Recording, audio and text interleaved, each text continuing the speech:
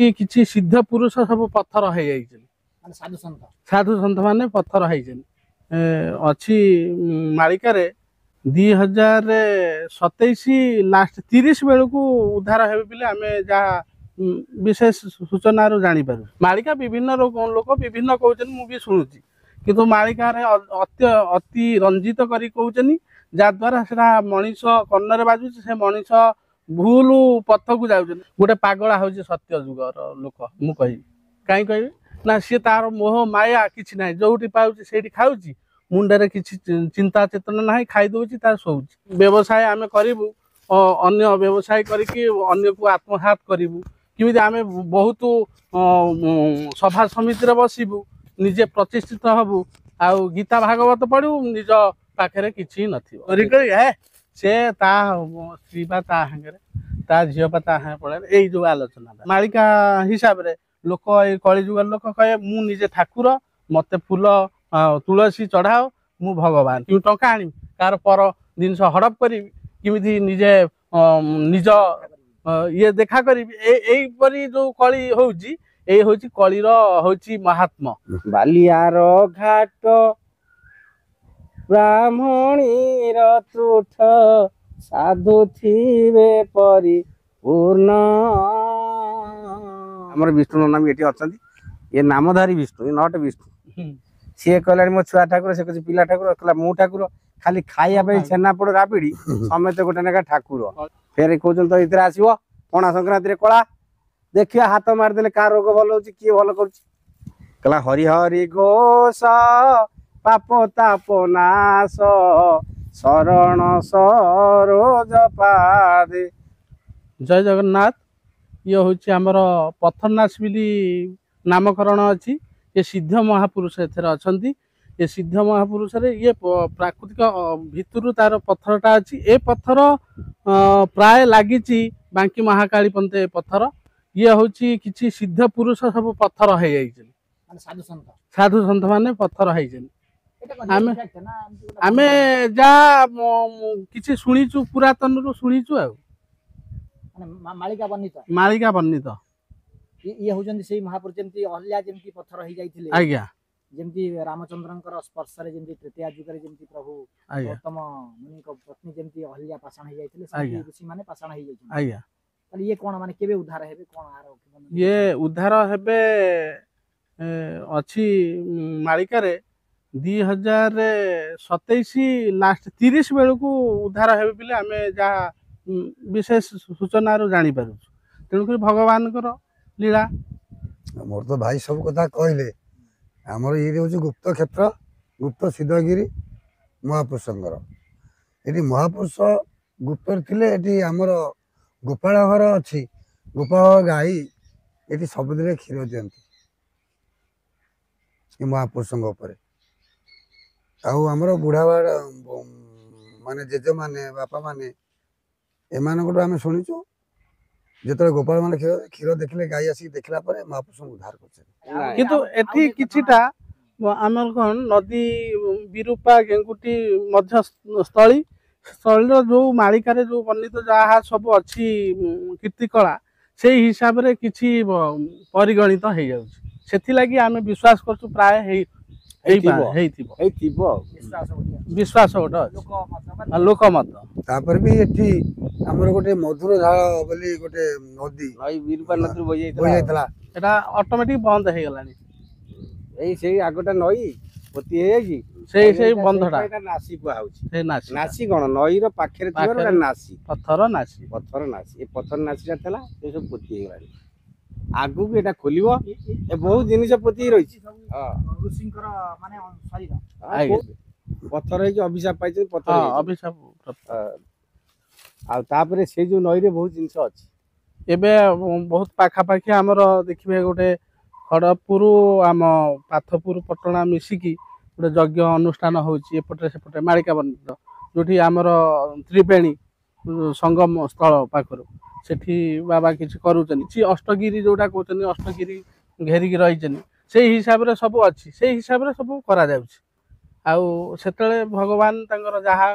लीला अछि से आगु करिवे किंतु गोटे कथा सत्य कथा होची ମାଳିକା ବିଭିନ୍ନ ଲୋକ ବିଭିନ୍ନ କହୁଛନ୍ତି, ମୁଁ ବି ଶୁଣୁଛି, କିନ୍ତୁ ମାଳିକାରେ ଅତି ରଞ୍ଜିତ କରି କହୁଛନ୍ତି, ଯାଦ୍ୱାରା ସେଟା ମଣିଷ କର୍ଣ୍ଣରେ ବାଜୁଛି, ସେ ମଣିଷ ଭୁଲ ପଥକୁ ଯାଉଛନ୍ତି, କହୁଛନ୍ତି ଏରା ଯାହା କହୁଛ ତ ହଉନି କିଛି, କିନ୍ତୁ ହଉଛି ସେମାନେ ଜାଣିପାରୁନି। ଏ କଳିଯୁଗ ମାୟା ଚକ୍ରରେ ଅଛନ୍ତି ନା, ସେମାନେ ଜାଣିପାରୁନାହାନ୍ତି। ମଣିଷ କାହାକୁ ଆମେ ସତ ଭାବିବା, କାହାକୁ ଭଲ ଭାବିବା, ଏଇଟା କେହି ଜାଣିପାରୁନାହାନ୍ତି। କାହାକୁ ଆମେ କୋଉ କଥାରେ ଆମେ କଟୁ ବାକ୍ୟ କହିଲେ କାହାକୁ କୋଉଟା ଲାଗୁଛି ସେଇଟା ଜାଣିପାରୁନି। ମାଳିକା ଖାଲି ପଢିଦେଲେ କହିଦେଲେ ହବନି, ଯାହା ମାଇଣ୍ଡରେ ଆସିବ ସ୍ପିରିଚୁଆଲ ଯୋଉଟା, ସେଇ ହିସାବରେ ଯୋଉଟା ଆସିବ ସେଇଟା ହଉଛି ପ୍ରକୃତ। ଆଉ ଇଏ ମାଳିକା ବହି ପଢିଲେ କିଛି ହବନି। ବହିରେ ବହୁତ କିଛି ଲେଖା ହଉଛି, କିଛି ଉଦ୍ଧାର ହେଇକି ଆଉ କିଛି ଅନ୍ୟ ପହଞ୍ଚ ହଉଛି। ତେଣୁକରି ସେ କଥା ନୁହେଁ, କିନ୍ତୁ ହବ ନିଶ୍ଚିନ୍ତ। ସତ୍ୟଟା ଆମେ କୋଉଠି ଦେଖିବା? ଆମେ କହିବା ସତ୍ୟ ଯୁଗଟା କେମିତି, ସତ୍ୟଟା ଆମେ କେମିତି ଜାଣିବା? ଗୋଟେ ପାଗଳା ହଉଛି ସତ୍ୟ ଯୁଗର ଲୋକ, ମୁଁ କହିବି। କାହିଁ କହିବି ନା, ସିଏ ତାର ମୋହ ମାୟା କିଛି ନାହିଁ, ଯୋଉଠି ପାଉଛି ସେଇଠି ଖାଉଛି, ମୁଣ୍ଡରେ କିଛି ଚିନ୍ତା ଚେତନା ନାହିଁ, ଖାଇଦଉଛି ତାର ଶୋଉଛି, ତାର ନା ଟଙ୍କା ପଇସା କିଛି ଦରକାର କିଛି ନାହିଁ। ସିଏ ହଉଛି ସତ୍ୟ ଯୁଗର ଲୋକ।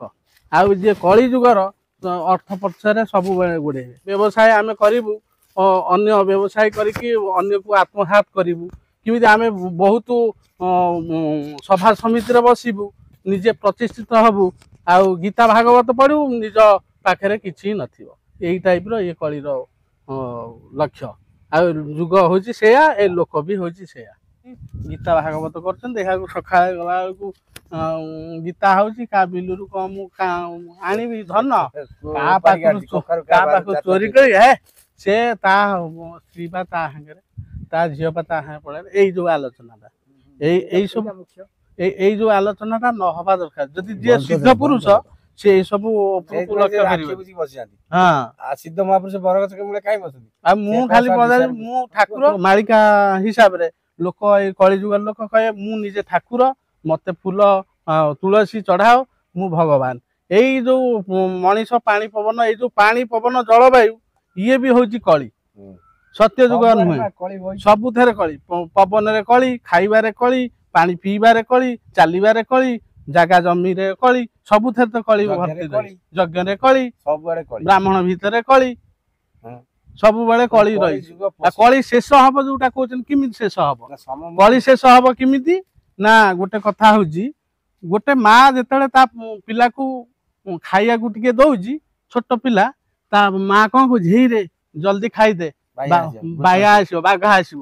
ସେଇଠି କଣ ହେଲା, ତା ଛୁଆକୁ ସିଏ ଶିଖେଇଲା ମିଛ, ସେଇଠି କଳି ପ୍ରବେଶ ହେଲା। ସେଇଟା ଯେତେବେଳେ ବନ୍ଦ ହେଇଯିବ, ମା ଯୋଉ ସତ କଥାଟା କହିବ, ସେତେବେଳେ ଜାଣିବ କଳି ଯୁଗର ଲାଷ୍ଟ ସମୟ ଆସିଗଲା। ଆମେ ତ କହୁଛ ଛୋଟ ପିଲାଟାଙ୍କୁ ଆଗ ଶିଖଉଛ, ଏଇ ତୁ ଯା ନା, ସେପଟେ ବାଘଟା ବୁଲୁଛି, ବାଘଟା ନଥିବ କଣ ବୁଲୁଛି, ସେ ତ କଳିର ମାନେ ଘୋଷିଲା, ଆହୁରି ଭୁଲ ହେଲା, କଳି ତ ଚାଲିଲା। ଆଉ ଆମେ ଛୋଟ ପିଲାକୁ ତ କଳି ଶିଖେଇ ଶିଖେଇକା ଆସିଲୁ, ଭୁଲ କରି କରିକା ଆସିଲୁ ଏପର୍ଯ୍ୟନ୍ତ। ଆଉ କଳି ଶେଷ ହେଲା କୋଉଠି? ମଣିଷ ଦେବ ଆଉ ଅସୁର ଯୁଦ୍ଧ ଲାଗିଥିଲା, ସେଟା ହିଂସା ନଥିଲା, ଅହଙ୍କାର ନଥିଲା, କ୍ରୋଧ ଥିଲା, ସବୁ ଥିଲା। କାହିଁ ଥିଲା? ସିଏ ହଉଛି ଗୋଟିଏ ଜିନିଷ ନଥିଲା ତାଙ୍କ ଭିତରେ, ଯୁଦ୍ଧ କରିବାର ହଉଛି ସମର୍ଥ, ଯୋଉଟା ଯୋଉ ଟାଇମ ବାଇ ଟାଇମ ହିସାବରେ ଯୁଦ୍ଧ ହଉଥିଲା, ପଛରୁ ଯୁଦ୍ଧ ହଉନଥିଲା, ରାତ୍ର କାଳ ହେଇଗଲେ ଯୁଦ୍ଧ ବନ୍ଦ ହଉଥିଲା। କିନ୍ତୁ ଏବେ ଯୋଉ କଳି ଯୁଗର ଯୁଦ୍ଧ ଯୋଉ ହଉଛି, ରାତ୍ରରେ ଶୋଇଥିବ କିଏ ଆସିକି ହାଣିଦେଲାଣି ତମକୁ, ଏଇଟା ଠିକ ହଉଛି ନା ନାଇଁ? ଇଏ ହଉଛି ଅସୁର ଯୁଗ, ଇଏ ହଉଛି କଳି ସମ୍ରାଟ। ଆଉ ଆମେ କହିବା କଳିଟା ସରିବ କେମିତି? ଗୋଟେ ପାଗଳାଟେ କଳି, ଆମେ କଳି ବି ଭୋଗ କରୁଛେ। ଆମେ କେମିତି ଭୋଗ କରୁଛେ କୁହ? କହିବା କେମିତି ନା, ଆମେ କଳି କେମିତି ଭୋଗ କରୁଛେ? ଆମେ ଯଦି ଛୋଟ ପିଲା ଅଛ, ସେତେବେଳେ ଆମର ମୋହ ମାୟା କିଛି ନାହିଁ, ଟଙ୍କା ପଇସା କିଛି ନାହିଁ, ଖାଉଛ ଗଣ୍ଡେ, ବାପା ପାଖରୁ ଖାଇଲ ପିଇଲ, ବୁଲିଲ ପେଣ୍ଟଟେ ପିନ୍ଧିକି, ସ୍କୁଲକୁ ଗଲ, ସେତେବେଳେ କିଛି ମାୟାରେ ଆମେ ପଶିନା। ଯେତେବେଳେ ବଡ ହେଇଗଲ, ଧୀରେ ଧୀରେ କଳି ପାଣି ପବନରେ ଚାଲିଲ, ଧୀରେ ଧୀରେ ମାୟା ହେଲା, କେମିତି ଟଙ୍କା ଆଣିବି, କାହାର ପର ଜିନିଷ ହଡପ କରିବି, କେମିତି ନିଜେ ନିଜ ଇଏ ଦେଖା କରିବି, ଏଇପରି ଯୋଉ କଳି ହଉଛି, ଏଇ ହଉଛି କଳିର ହଉଛି ମହାତ୍ମ। ଆଉ ଇଏ ଯୋଉ କହୁଛନ୍ତି କଳି ଶେଷ ହେଇଯିବ, ଇଏ ହେଇଯିବ, ନଷ୍ଟ ହବ ପୃଥିବୀ, ବାତ୍ୟା ବନ୍ୟା ହଉନି କି ହଉଛି, এইভଳିଆ ନଷ୍ଟ ହବ, ମହାପ୍ରଳୟ ହବ, ବିଲୟ ଅଛି ହବ। କିନ୍ତୁ ଯୋଉଟା କହୁଛନ୍ତି ଅତି ଭୟଙ୍କର ହବ, 30 ଭିତରେ ବହୁତ ନଷ୍ଟ ହେବେ। ଆଉ ଏଇଆ ହଉଛି, ଯିଏ ଯୋଉ ଭଳିଆ କର୍ମ କରିଥିବ ଫଳ ନିଶ୍ଚିନ୍ତ ଥୁଆ।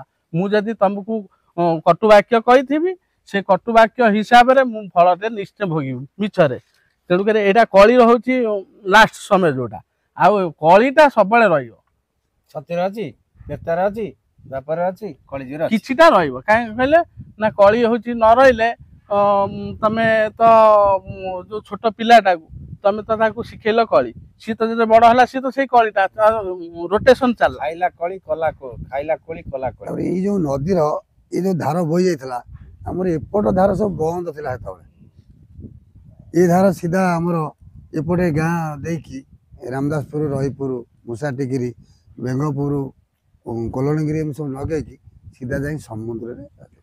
ଆମର ବାପା ମାନେ ଜେଜେମାନେ କୁହନ୍ତି ଏଠି ବି ଜାହାଜ ଆସିଛି, ବୁଝିଲ ନା, ଜାହାଜ ବି ଆସିଛି ସେମାନେ କୁହନ୍ତି।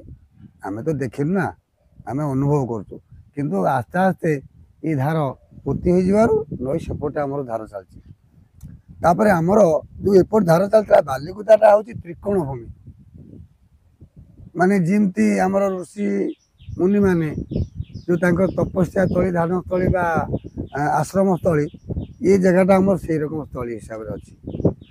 ଆଉ ପଦ୍ମକଳ୍ପ ଶିବକଳ୍ପରେ ବାଲିକୁଦା କଥା ବି କିଛି ଲେଖା ହେଇଛି। ଏଇ ଯୋଉ ନଈଟା ଆଇଛି ସେଠୁ, ଏଇଟା ହଉଛି କେଲୁଅ ନଈ ହେଇକି ଯାଇଛି। ଏଇଟା ହଉଛି କେଲୁଅ ନଈ ଧାରଟା ଯାଇକି ଏକାଥରେ ମୂଷାଟିକିରି ଦେଇ ଚଉଡ଼ା ଆକାରରେ ଯାଇକି ଏଇଟା ମୁହଁଟା ପୋତି ହେଇଯାଇଛି। ପୋତି ହେଇଯାଇଛି। କେଲୁଅଟା ସିଆଡୁ ରହିଗଲା, ସେଟା ସିଆଡୁ ଏମିତି ପଳେଇଲା, ବନ୍ଧଡି ଆଡୁ ମିଶିଗଲା। ନାଇଁ କିନ୍ତୁ ଏମିତି ଏଟା ଆଇଛି ତ୍ରିକୋଣ ଭୂମିରେ ଏଠି ଅଛି। ସେ ଗୋଟା କହିଛନ୍ତି ମହାପୁରୁଷ, ଚାଲ ହୋ ଯିବା ବାଲିକୁଦା, ସୁଖ ପରୀକ୍ଷିତକୁ ଦର୍ଶନ କରିବା। ତେଣୁ ପରୀକ୍ଷିତ ଋଷିଙ୍କ ଆଶ୍ରମ ଏଠି ଗୋଟେ ଅଛି ସେ ବାଲିକୁଦା ଗାଁରେ, ଗୋଟେ ସେଠି ଆଶ୍ରମ ଅଛି। ଆଉ ସୁକ ମୁନିଙ୍କର ବି ସେଠି ଗୋଟେ ଆଶ୍ରମ ଅଛି, ସେ ବାଲିକୁଦା, ଜନକ ବାଲିକୁଦା, ଜନକ ଋଷି ସେଠି ଥିଲେ। ଲେଖା ହେଇଛି ସେଇ ହିସାବରେ ନାଁ ଦିଆ ହେଇଛି। କିନ୍ତୁ ଆମେ ଫେର ଦେଖୁଛୁ ନେମାଳ ଆଡେ ଗୋଟେ ପରୀକ୍ଷିତ ସୁକ ଅଛନ୍ତି ସେଠି, ସିଏ ବି ହେଇଥିବ ଯୁଗ ଯୁଗ ହେଇ ମତ। ଇଏ ପଞ୍ଚକୋଶୀ ଭିତରେ ବା ଇଏ ପଞ୍ଚକୋଶୀ ଆମଟା ଆମ ଯାଜପୁର ବରାହ କଳ୍ପ ଇତ୍ୟାଦି ଆମେ କହିବା ଏଇଟା ଆମର ଅଛି। ତାଙ୍କର ସିଏ କହିବେ ତାଙ୍କ ପଞ୍ଚକୋଶୀ, କିନ୍ତୁ ସବୁ ଠିକ ଅଛି। ରୁହ, ବିରାଟ କଟକ ଚୌଦ୍ୱାର କୁହାଯାଉଛି। ବିରାଟ କଟକ ଉତ୍ତର ଭାରତରେ ଅଛି, ସିଆଡେ ଅଛି। ଆମର ଏଇଠି ଧି ଗୋପ ଗୌଡୀ ଗୋପ ହରିକି ଦାସ ଲେଖିଛନ୍ତି, ବାରୁଣା ହସ୍ତିନା ଲେଖିଛନ୍ତି, ହାଡିଦାସ ବି ଲେଖିଛନ୍ତି। ସେଠି ବି ହସ୍ତିନା ବାରୁଣା ଥିଲା, ଶ୍ରୀକୃଷ୍ଣ ଲୀଳା କରିଥିଲେ। ବାଲିଆର ଘାଟ ବ୍ରାହ୍ମଣୀର ତୁଠ, ସାଧୁ ଥିବେ ପରିପୂର୍ଣ୍ଣ। ବାଲିଆର ଘାଟ ବ୍ରାହ୍ମଣୀର ତଟ, ସାଧୁ ଥିବେ ପରିପୂର୍ଣ୍ଣ। ପରାଶର ଋଷି ସେଠି ଆଶ୍ରମ ଅଛି। ପରାଶର ଋଷିଙ୍କର ବି ଆଶ୍ରମ ସେଠି ଅଛି। କୋଉଠି ନା ବାଲିଆର ଘାଟ। ସବୁ ଜିନିଷ ସବୁଆଡେ ଅଛି, କିନ୍ତୁ ତାକୁ ରିସର୍ଚ୍ଚ କରି ବୁଲିକି ଖୋଜିବାର ଅଛି। କାହିଁକିନା 600 ବର୍ଷ ତଳର ଜିନିଷ। ସେ କହୁଛି ଏଟା, ସେ କହୁଛି ସେଟା। ସମ୍ବଳ ଗାଁ ଦେଖୁନା ସବୁଆଡେ ଖୋଜୁଛନ୍ତି, ସିଆଡେ ବି ସମ୍ବଳ ଅଛି, ସିଆଡେ ବି ସମ୍ବଳ ଅଛି, ସିଆଡେ ବି ସମ୍ବଳ ଅଛି। ନାମରେ ସବୁ ଅଛି, ବ୍ରହ୍ମାଙ୍କୁ ବି ଅଗୋଚର ଅଛି ଏ ସଂସାରରେ ଆହୁରି ଜିନିଷ। ତେଣୁ ଅଚ୍ୟୁତ ମହାପୁରୁଷ କହୁଛନ୍ତି କାହାକୁ ନା ବିଷ୍ଣୁଙ୍କୁ କହିଲେ, ଆମର ବିଷ୍ଣୁ ନନା ବି ଏଠି ଅଛନ୍ତି। ଏ ନାମଧାରୀ ବିଷ୍ଣୁ, ଏ ନଟ ବିଷ୍ଣୁ। କହିଲେ ଅଭୟ ପଞ୍ଜର ମହିମା ମନ୍ଦର, କଳନା କେ କରିପାରି, କୋଟି କଳ୍ପେ ବ୍ରହ୍ମା ଜାଣି ନ ପାରିଲେ, ଆସିଲେ ସେ ମଞ୍ଚ ପୁରୀ। କୋଟି କଳ୍ପ କଳ୍ପ ବସି ବସି ବ୍ରହ୍ମା ଜାଣିପାରିଲେନି, ଯେତେବେଳେ ରାମ ଆଇଲେ, କୃଷ୍ଣ ଆଇଲେ। ତେଣୁ ଆମେ କଳି ଯୁଗରେ କାହାକୁ ଠାକୁର କହିବା? ସମସ୍ତେ ଗୋଟେ ଲେଖା ଠାକୁର ଦେଖାଯାଉଛନ୍ତି ଚାରିଆଡେ। ସିଏ କହିଲାଣି ମୋ ଛୁଆ ଠାକୁର, ସେ କହୁଛି ପିଲା ଠାକୁର, କହିଲା ମୁଁ ଠାକୁର। ଖାଲି ଖାଇବା ପାଇଁ ଛେନାପୋଡ ରାବିଡି, ସମସ୍ତେ ଗୋଟେ ଲେଖା ଠାକୁର। କିନ୍ତୁ ଠାକୁର ତୁ ଚଉହଦି ଦେଖା, ତୋର ପଟା ପାଉତି ଖଞ୍ଜଣା ଦେଖା, ସେଥିରେ ଆମର କିଛି ଇଏ ନାହିଁ। କି ଶକ୍ତି ଦେଖା, ଶକ୍ତିହୀନ କଳିଯୁଗ କରିଦେଇଛି। ଠାକୁର ହେଇଥିଲେ ବି ତାର ଶକ୍ତି ନଥିବ, ବୁଝି ହଉଛି କି? ତେଣୁ ଆଉ ଗୋଟେ କଥା, ତୁ ତ ହାତ ମାରିଦେଲେ ତା ରୋଗ ଛାଡ଼ିଯାନ୍ତା, ଭଲ ହଉନି କାହିଁକି ନା କଣ ନା କଳା ଆସିନି। ଇଏ ଗୋଟେ ସହଜ ଉପାୟ। ମୁଁ ଗୋଟେ ଜାଗାରେ କହିଲି କଳା ଆସିନି, ସେଇ କଳା ଆସିନି ସବୁଆଡେ ଚାଲିଛି। କଳା ଆସିନି କଣ, ଫେର କହୁଛନ୍ତି ତ ଏଥିରେ ଆସିବ ପଣା ସଂକ୍ରାନ୍ତିରେ କଳା। ଦେଖିବା ହାତ ମାରିଦେଲେ କାହା ରୋଗ ଭଲ ହଉଛି, କିଏ ଭଲ କରୁଛି। ବେଙ୍ଗ ଖିଆ ପାଟି କେହି ଦେଖେଇ ପାରୁନାହାନ୍ତି। ଯେତେବେଳେ ପ୍ରଭୁ ଆସିବେ, ଅତ୍ୟଧିକ ଯେତେବେଳେ ପାପ ହବ କଳମୁଷ, ସେତେବେଳେ ପ୍ରଭୁ ଆସିବେ। ଆଉ କଳି ଯୁଗରେ ତରିବ କେମିତି? ମହାପୁରୁଷ କହିଛନ୍ତି। ମହାପୁରୁଷଙ୍କୁ ଧର ଏଠି ପ୍ରଭୁ ପ୍ରଭୁ ପଛରେ ରହିଲେ କଣ କହିଲେ କହିଲା ହରି ହରି ଘୋଷ ପାପ ତାପ ନାଶ ଶରଣ ସରୋଜ ପାଦେ ଓ ଶରଣ ସରୋଜ ପାଦେ କଳି କାଳ ଠାରୁ ବଳି କାଳ ଆଉ ନ ମିଳନ୍ତି ହରି ବେଦେ ଓ ନ ମିଳନ୍ତି ହରି ବେଦେ। ବେଦ ଭିତରେ ନାହିଁ ଭଗବାନ, ବେଦ ଭିତରେ ନାହାନ୍ତି, ପୁରାଣ ଭିତରେ ନାହାନ୍ତି। ସେଇ ଦୋଷରୁ ଗୋଟେ କଥା କହିଲେ କଣ କହିଲେ ଅଚ୍ୟୁତ ମହାପୁରୁଷ ନିଜେ କହୁଛନ୍ତି। କଣ କହୁଛନ୍ତି ସେ ଅଚ୍ୟୁତ ଅଚ୍ୟୁତ ଉପରେ ଚାଲିବ ଚାଲିବ। ଅଚ୍ୟୁତ କଣ କହିଲେ କହିଲା ଚାରି ବେଦ ଜାତ କରି ମହାପ୍ରଭୁ ବ୍ରହ୍ମା ହସ୍ତେ ଅଛ ଦେଇ ଏ ଚାରି ବେଦରେ ତୋତେ ଖୋଜିଲି ଭେଟ ନ ପାଇଲି ନାହିଁ। ମହାପୁରୁଷ ଅଚ୍ୟୁତ ବି ଚାରି ବେଦ ପଢି ପକେଇଲେ କହିଲେ ବେଦରେ କାଳେ ପ୍ରଭୁ ମିଳିଯିବେ କି ଭେଟ, ବ୍ରହ୍ମା ହସ୍ତରେ ଦେଇଛି ସେଥିରେ ପ୍ରଭୁ ତୁମକୁ ଭେଟ କେହି ପାଇପାରିବେନି। କୋଉଠି ରହିଲ? ଆଉ କଣ ହେଲା ନା ଜ୍ଞାନୀ ମାନଙ୍କୁ ମୁଁ ଜ୍ଞାନେ ଭୁଲାଇଲି ଯୋଗୀ କି ଭଣ୍ଡିଲି ବେଦେ ମୁନି ମାନଙ୍କୁ ମୁଁ ଯୋଗେ ଭୁଲାଇଲି କ୍ଷେତ୍ରୀଙ୍କି ଛନ୍ଦିଲି ବାଦେ ମୁଁ ହିଁ ସର୍ବ ଆତ୍ମା ଜାଣ ତୁ ମହାତ୍ମା। ରେ ଅଚ୍ୟୁତ ଭଗବାନ କହୁଛନ୍ତି କହିଲେ ମୁଁ ହିଁ ସର୍ବ ଆତ୍ମା ଜାଣ ତୁ ମହାତ୍ମା ପିତା ପୁତ୍ର ଭ୍ରାତ ଏକ ଭିନ୍ନ ଭିନ୍ନ ରୂପେ ଲୀଳା କରୁଥାଇ ମୋ ନାମ କରିଣ ଟେକ। ଆରେ ରସ ପିଅ, ରସ ନ ପିଇକି ଏ ବିଷଗୁରା ପିଇ କାହିଁ ଭାଇ ଆଉଛ? ସେ କଣ ଲେଖିଲେ ସେ ହିସାବରେ ଯାଉନା, ବିଷକୁ ବେଶୀ କାହିଁ ପିଉଛ? ଠାକୁର ନ ଆସନ୍ତୁ ତାଙ୍କ ଟିକେ କାମ ନାହିଁ, ତମେ ତାଙ୍କ ଜିନିଷ ଗୁରାକୁ ପଢିକି ବାଇଆ ହଉନା। ଚୈତନ୍ୟ ଠାକୁର ଆଇଲେ ଭଜ ହରେ କୃଷ୍ଣ ହରେ ରାମ ନିତାଇ ଗୌର ରାଧଶ୍ୟାମ ଜପ ହରେ କୃଷ୍ଣ ହରେ ରାମ। ସେ କହିଲେ କାହିଁକି ନା ଏଇଆକୁ ସବୁ ଗାଉନା ଜାଣିବାରେ ହୁଣ୍ଡା। ପ୍ରଭୁ ଆସିଲେ ଇଏ ଆସିଲେ ଇମୋସନାଲ ଯେତେବେଳେ ହେବ ଝାଞ୍ଜ ବାଡ଼େଇବ କଳି ସବୁ ଛାଡ଼ିକି ପଳେଇବ। କାହିଁକି ନା ସବୁଆଡ଼େ ଝାଞ୍ଜ ବାଜିଲା, କୀର୍ତ୍ତନ ହେଲା। ଭାଗବତ କାହିଁକି କହୁଥିଲେ ନା ପରସ୍ପର ଭିତରେ ଖରାପ ସମ୍ପର୍କ ହବନି, ସୁସମ୍ପର୍କ ରହିବ ଭାଇ ଭାଇ ଭିତରେ। ଭାଗବତ ପଢିଗଲେ ଜ୍ଞାନ ଉଦୟ ହେଇଗଲା। ମୂର୍ଖ ହଉ ଜାଣୁ ନ ଜାଣୁ ମୋ ସେ ଗୋଟେ ଭକତ ହଉଥିବା କହିଲା ରୁଚୁ ନ ରୁଚୁ ଖା ପିତା ବୁଝୁ ନ ବୁଝୁ ପଢ ଗୀତା। ଗୀତା ପଢୁଥିଲେ କାହିଁକି ନା ସବୁବେଳେ ସମସ୍ତେ ତା ଭାଇ ବାପା ସବୁ ଦେଖା ହଉଥିଲେ। ଏଇନା ସେଗୁରା କିଛି ନାହିଁ, କେହି କାହାକୁ ଦେଖା ହଉନାହାନ୍ତି। ସନ୍ତରାବଣରେ ଖାଲି ହଣାହଣି ଅଛି ବାକି। କିଏ ତା ସ୍ତ୍ରୀ ଶୋଇଛି ସ୍ୱାମୀ ହାଣିଲାଣି କୁରାଟିରେ, ତା ସ୍ୱାମୀ ଶୋଇଛି ସ୍ତ୍ରୀ ହାଣିଲାଣି ତାକୁ କଟୁରିରେ। ଏଇଟା କଣ ଚାଲିଛି? କାହିଁକି ନା କେହି କାହାକୁ ଚିହ୍ନି ପାରୁନି, ତା କାନରେ କିଛି ହରିନାମ ଟିକେ ବାଜୁଛି। ତେଣୁ ମାଳିକାଟା ହଉଛି ତମକୁ ଧାରାରେ ନବା ଶାସ୍ତ୍ର ହଉଛି ମାଳିକା, ଧାରାରେ ନବା ଶାସ୍ତ୍ରଟା ହଉଛି ମାଳିକା। ଧାର ଇତି ଇତି ଧର୍ମ। କଣ ଧର୍ମ? କଣ ଧାରଣ କରିଛି ଧର୍ମ? ନା ସତ ସାତି ଶାନ୍ତି ଦୟା କ୍ଷମା ଏ ଚାରି ସାଧୁର ମହିମା। ସାଧୁ ଲୋକମାନେ ଏ ଚାରିଟା ଜିନିଷକୁ ଧାରଣ କରନ୍ତି। ସାଧୁଙ୍କର କଥାରେ ସ୍ୱାଦୁ ଥାଏ। ସାଧୁ ଖାଆନ୍ତି ସ୍ୱାଦ ପାଇବ। ଦେଖାନି ଗୋଟେ ସାଧୁକୁ, କିଏ ସାଧୁ ପ୍ରକୃତିରେ? ସାଧୁ କୋଉଠି ଅଛି? ସାଧୁ ତାକୁ ଟଙ୍କାଟା ଦିଅନ୍ତି ପକେଟରେ ନ ପୁରେଇବ ଯଦି ଜାଣିବୁ ସାଧୁ। ସାଧୁ ନାହାନ୍ତି କି ସ୍ୱାଦ ନାହିଁ, ସ୍ୱାଦ ନାହିଁ, ମିଠା ନାହିଁ, ଆଉ ସ୍ୱାଦ ଭାଷାରେ ସ୍ୱାଦ ନାହିଁ କି ଠାକୁର ହେଇଯାଇଛନ୍ତି। ଠାକୁର ସବୁ। କି ଠାକୁର? ନା ଅଚ୍ୟୁତ ଠାକୁର, ଅନନ୍ତ ଠାକୁର। ମତେ ବହୁତ ଲୋକ ଠାକୁର କହନ୍ତି। ମୁଁ କହିଲି ତୁ କି ଠାକୁର? ନା ମୁଁ କିଏ ସେ? ମୁଁ କହିଲି ତୁ କିଛି ନୁହଁ, ମଣିଷ। କହୁଛୁ ମୁଁ କିଏ? ନା ଭଗବାନ ତ ଭିତରେ ଅଛନ୍ତି। ତୁ ସେତିକିଟା ଅଛନ୍ତି ତୋ ଭିତରେ। ଆଉ ସେ ଭଗବାନ ବେଳେ ବେଳେ ପଶୁ ହେଇଯାନ୍ତି ତୋ ଭିତରେ। କାହିଁକି ନା ତାକୁ ରିପୁଗଣ ମାଡ଼ି ବସନ୍ତି ତୋ ଭଗବାନକୁ। ଆଉ ତୁ ଠାକୁର ଅନନ୍ତ ତୁ? ନା ହଁ। ସାପ ଦେଖା, ଡାକ, ଚାଲ ଯିବା। କୋଉଠି ଅଛନ୍ତି ସାପ ସବୁ ଡାକିକି ଠିଆ କରିବୁ, ମୁଁ ଦେଖିବି। ଅନନ୍ତ ଯଦି ତୋ କଥାରେ ସାପ ଆସିଯିବେ। ଭଗବାନ କଣ କହିଲେ? କହିଲେ ଅନନ୍ତ ଯେ ଫେଣାଟେ କି ଅଛୁ ସର୍ପ ମୁଣ୍ଡେ, ଅଛୁ ସର୍ପ ମୁଣ୍ଡେ। ସେ ଅନନ୍ତ ଯିଏ ହେଇଥିବ ତା ମୁଣ୍ଡରେ ସାପ ଥବ। ବଳଦେବଙ୍କ ମୁଣ୍ଡରେ ସାପ ଫେଣା ଟେକିଛି ଅଛନ୍ତି। କହିଲା ଫଣି ବତିଶରେ ଛତ୍ର ଉଦେହେବ ଚହଟିବ ଯୁଗ ଚାରି ହରିହର କ୍ଷେତ୍ର ସମ୍ବଳ ନଗରୀ ନୋହିଲା ପଡ଼ିବ ହୁରି। ପ୍ରଭୁ ସେଠି ଜନ୍ମ ହେବେନି, ଅନନ୍ତ। ଅନନ୍ତ ଅଲଗା ଜାଗାରେ, ଯାଜପୁର ମଧ୍ୟରେ ଅଲଗା ଜାଗାକୁ ପଳେଇବେ। ବୁଝିହେଉଛି କି? ଛତ୍ର ଉଦୟ ହେବ ଫଣି ବତିଶରେ ଫଣି କେତେ 7 ଫେଣା ହେଲା 32 32 7 କେତେ ପାଠ ଖୋଲିକି କହୁଛି 45 ତେଣୁ ତେବେ ସିନା ଲୀଳା ପ୍ରକାଶ ହେବ 13 ତ୍ରିଗୁଣ 13 3 39 ତେଣୁ ଆଉ ସିଆଡକୁ ମୁଁ କହିବିନି ଖୋଲିକି 9 ଇଏ ହେଲା 7 କେତେ ହେଲା